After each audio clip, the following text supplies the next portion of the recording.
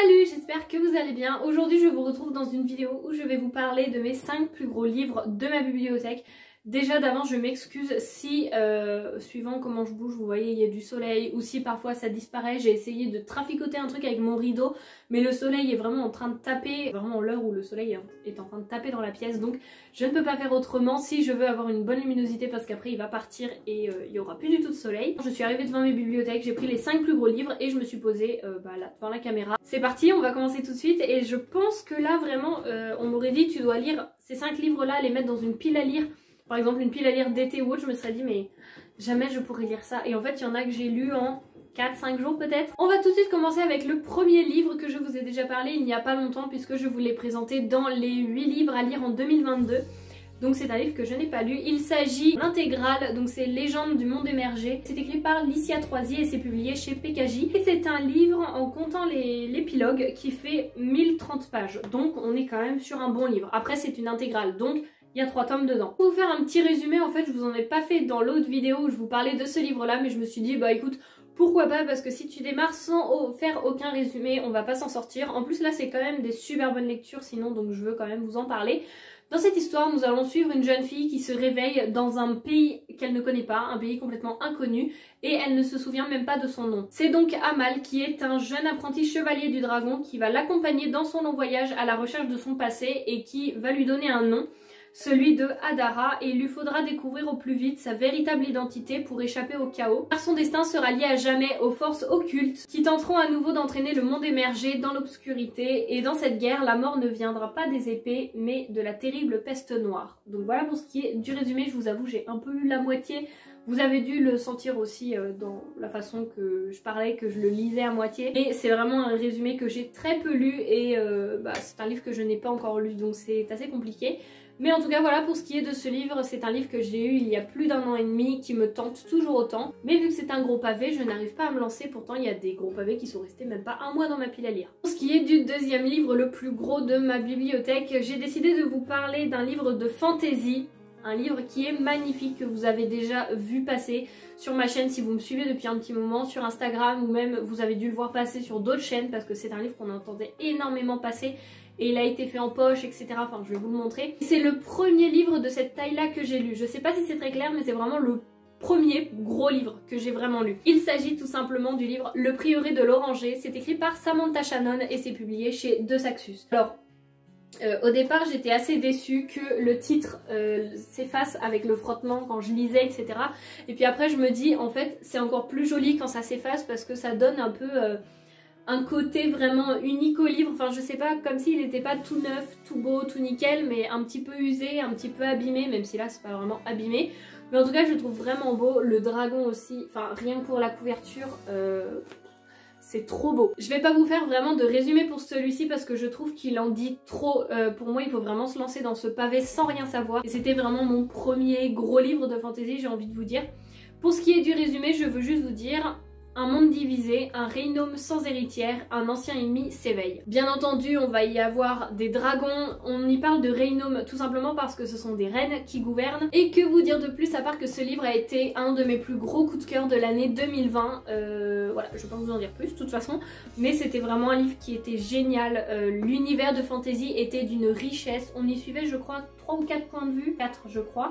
Et en fait on y suit dedans plein de choses qui se passent, c'est-à-dire qu'on va suivre plusieurs intrigues en même temps, mais sans pour autant se perdre. On y suit un univers avec des créatures, des personnages qui sont mais hyper bien construits j'ai trouvé.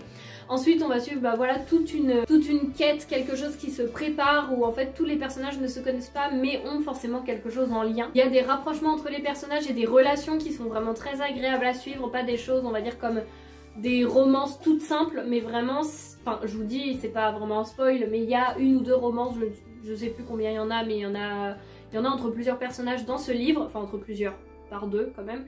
Mais en tout cas c'était, à chaque fois c'était bien construit, il y avait des questionnements, des réflexions de la part des personnages où ils se disaient oui mais je peux pas parce que ça va mettre en danger ça et il y a ça, enfin...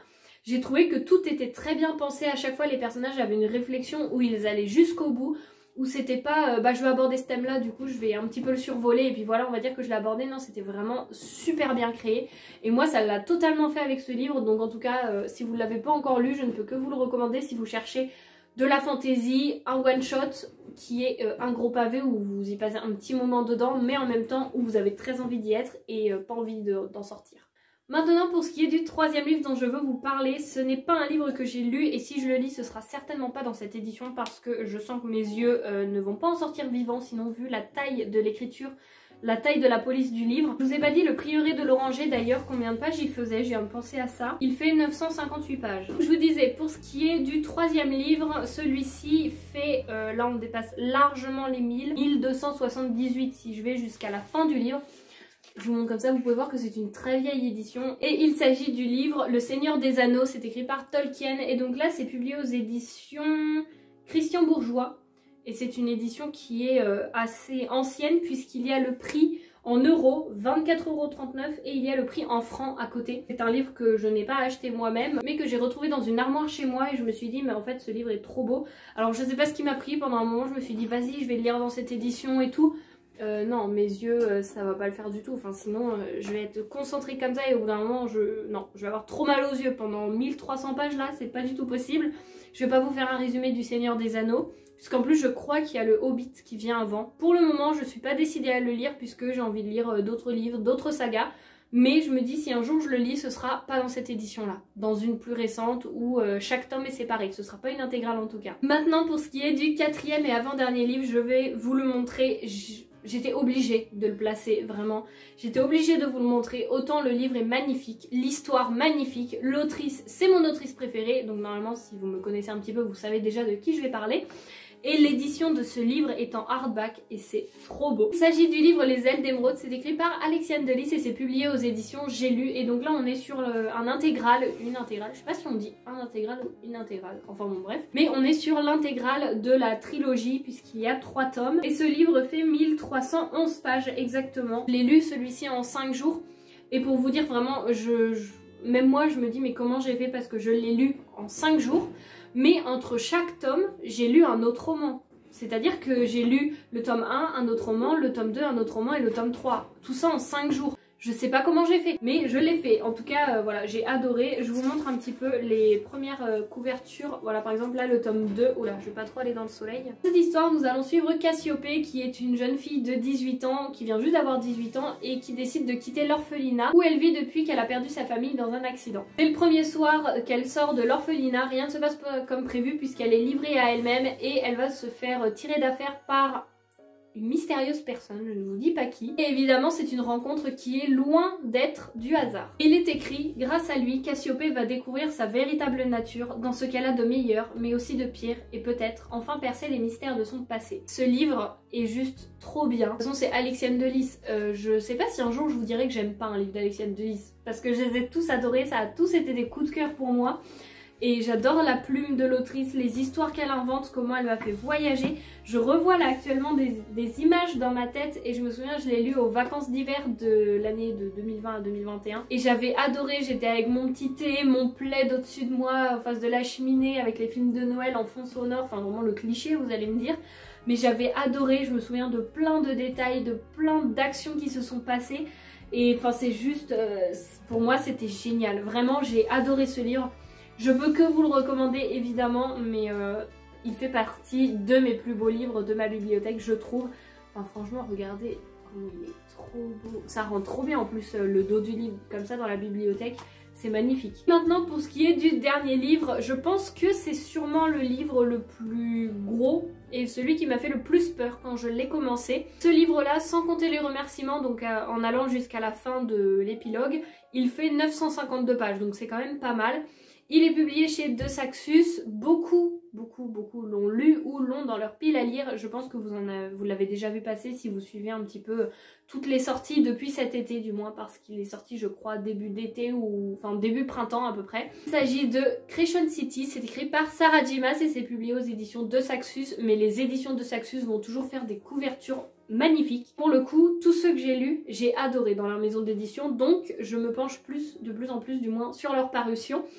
Dans cette histoire, on est sur un tome 1, oui, c'est pas un one shot, c'est un tome 1. Je suis même fait pour me rappeler après, j'étais à fond, je me suis dit il faut pas que j'oublie parce qu'après si j'oublie je vais pas avoir le courage de le relire, du coup je vais abandonner la saga et je ne voulais pas. Je me suis fait un petit résumé spoilant pour moi de tout ce qui se passait et je me suis fait une fiche avec tous les personnages, leurs liens, si c'était des hommes, des femmes, leurs caractéristiques, qui est-ce que c'était, leurs relations, s'ils étaient morts aussi à la fin de l'histoire, puisqu'il y a pas mal de personnages qui disparaissent, on va dire. Ici on se situe dans la maison de la terre et du sang, donc voilà, c'est ici, donc je pense que dans les autres on va suivre les autres maisons.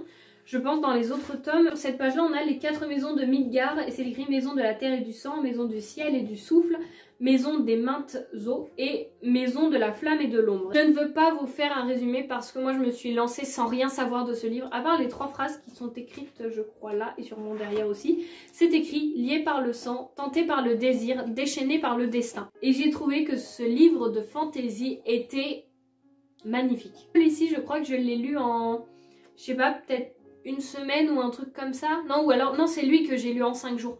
Vraiment, je l'ai dévoré, j'ai adoré. En plus, j'étais pas chez moi et je travaillais. Et il était génial. Je voulais savoir vraiment, dès que je rentrais, j'étais là, je fais oh, je veux savoir ce qui se passe, je veux savoir ce qui se passe. Et à chaque fois, je trouve qu'on se retrouve vraiment avec les personnages. Et moi, je peux que vous recommander. Je veux pas vous en dire trop parce que je me suis lancée dans ce livre sans rien savoir. Mais vraiment, c'était pas un coup de cœur. Mais c'était vraiment une très bonne lecture, à la limite du coup de cœur. Attendez, parce que maintenant il faut que je les empile tous là, les gros livres. 5. On peut faire la conclusion. Voilà pour ce qui est de cette vidéo, j'espère qu'elle vous aura plu. C'est très lourd, je commence à avoir mal au bras. En tout cas voilà, j'espère que vous aurez passé un bon moment, peut-être fait des découvertes et trouvé de beaux livres, parce que je trouve que tous ces livres ont des superbes couvertures, notamment les deux de Saxus et celui d'Alexiane de Lys que je trouve magnifique. En tout cas voilà, j'espère que vous aurez passé un bon moment, que peut-être vous aurez fait des découvertes et puis moi je vous dis à la semaine prochaine pour la nouvelle vidéo. Salut! Maintenant pour ce qui est du 3e livre, c'est un livre que je n'ai pas lu et que si un jour je veux